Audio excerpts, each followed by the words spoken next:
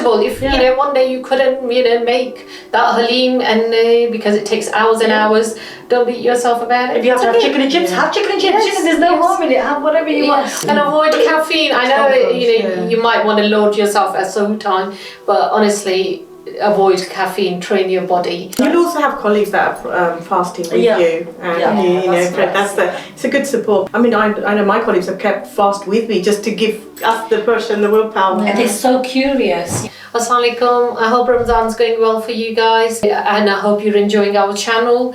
And today we're going to be talking about work and balancing Ramadan, and how you balance your religious obligations and your work duties, and how proper planning and time management can make it work. If you have been watching us, hope Ramadan is going okay for you. We are, alhamdulillah, now the headaches are over and our bodies got used to it. We're really enjoying it at the moment. How has it been for you? Please make sure you comment so we know how you're doing. If you'd like us to cover anything else, mention that too. So today's topic will be for the working mums, whether you're in the office or working from home. How are we balancing this juggling act, especially in this challenging month with the tahajjud, with the nightly prayers and things? It can get a bit challenging. So we're going to discuss that today. How are we doing, ladies? It's just make sure you eat sufficient sahur to take you through the day, and adjust your sleeping time. Sheer determination. Yes, and avoid caffeine. I know you might want to load yourself at some time, but honestly, avoid caffeine. Train your body, and also let your work colleagues know about Ramadan, so that they know what you're going through and how why you've changed your routine. If you've got a lunch hour, take a nap, or don't take a lunch hour and finish early. Employers are really good nowadays because they're spreading that education now. If you're in a public sector or private sector, they are actually sending out comms about please be mindful. There's people fasting. There has been comms going out. They're not eating around people. They definitely support you if you keep them in the loop. Yes. And if they don't know, then you can't accuse them of ignorance. And now you have like salah rooms that where you can go and pray in offices. When 20 or 30 years ago, when we were working in these places, there was nothing. But wherever we were going out to work, they're always there, and you can pray wherever you like. They understand. So although they may not call it a namaz room, they call it a contemplation room. It's a room for all faiths to go and pray. So that's quite nice, and it's it's encouraging. Definitely. So there's no really excuse for anybody to miss their salah. So everybody has the opportunity to pray, and most men and women pray when they're at work anyway nowadays. It's so And nice. you'll also have colleagues that are fasting with you, and it's a good support. But your peers, even though they're not fasting, they're ever so supportive. Sometimes they keep it.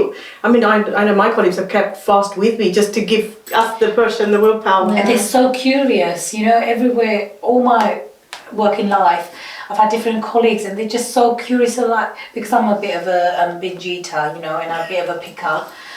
Not that you tell with the size of my body, but anyway, I when I do stop, everybody notices.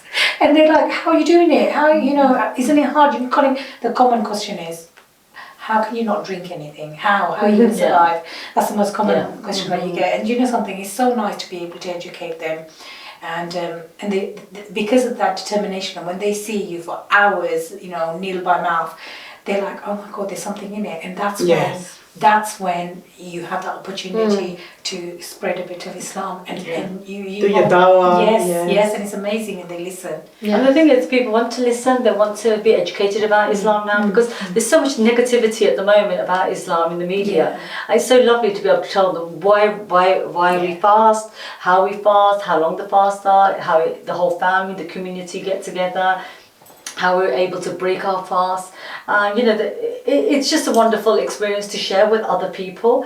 And I know we live in a Western society where they didn't understand, and we probably didn't mention it when we were fasting way back, because we were too embarrassed to talk about our religion. Maybe we were too embarrassed to say we're fasting because they're going to ask us too many questions. But now, with the young youth today, they quite openly want to discuss it. They're quite proud to discuss that they're Muslims. But through work, school and colleges, they also see the unity, the oneness of all the Muslims coming together and fasting and doing their prayers and breaking their, doing their iftar, breaking their rozah and doing the tarawih.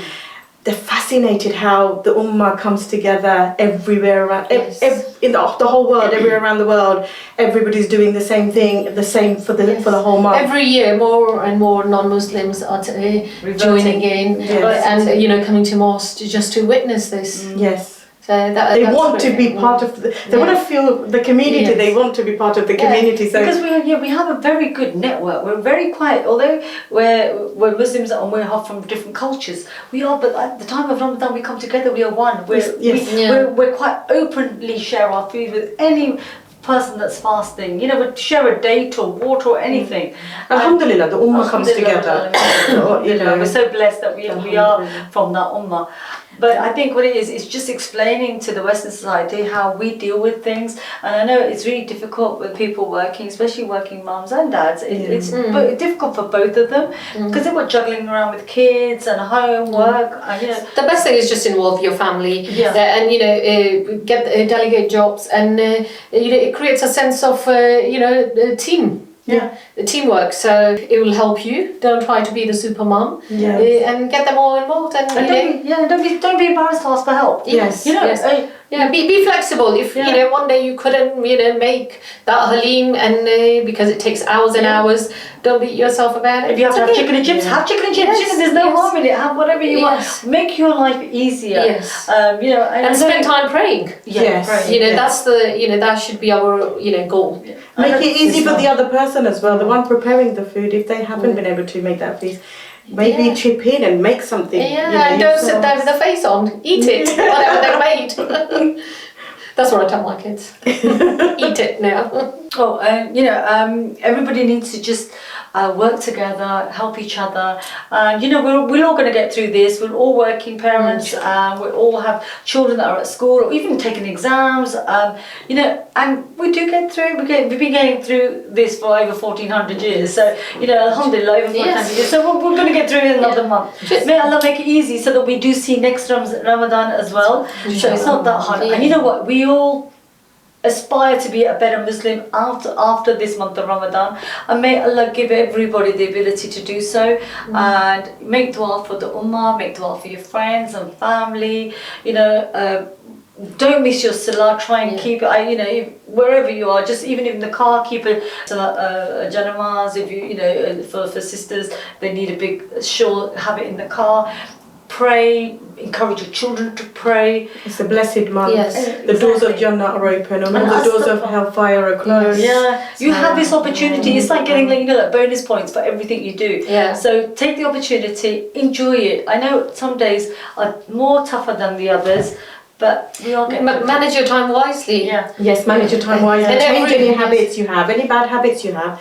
Try and change them. See if you bit by bit, it can. And some people it's really difficult because they're working. Just ask if you can do a bit of flexi hours, and if you have some time when they leave holidays, use them up in the last 10 days of Ramadan, because they're the most important days. We'll take 10 days off for silly little things, but for Ramadan it's the most important thing. And I would take them off in the last 10 days. Take care of yourself, top up on your vitamins, eat really good healthy foods, have a good balance so you have the slow release energy.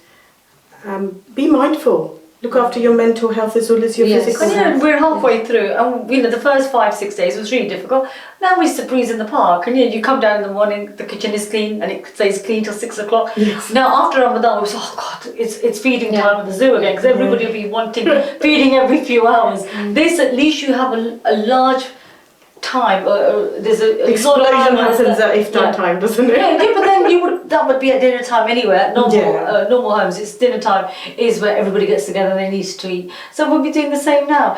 I know the only thing I'm finding is that Ramadan, because the fasts are opening a bit earlier, I'm finding that whereas before nobody was hungry, but now everybody's getting hungry at 10-11 o'clock, so they're having another snack at 10-11, maybe for sahur as well. So we're having that wasn't used to, because previous years it means less food wastage. Because whatever's left all from the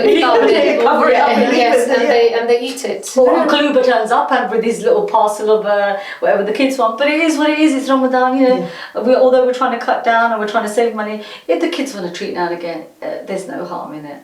They deserve it. Enjoy your Ramadan. Enjoy your Ramadan, and remember us in your du'as as we will remember each and every one of you. Keep watching us. Remember to comment, like and subscribe, and inshallah we'll see you in our next video.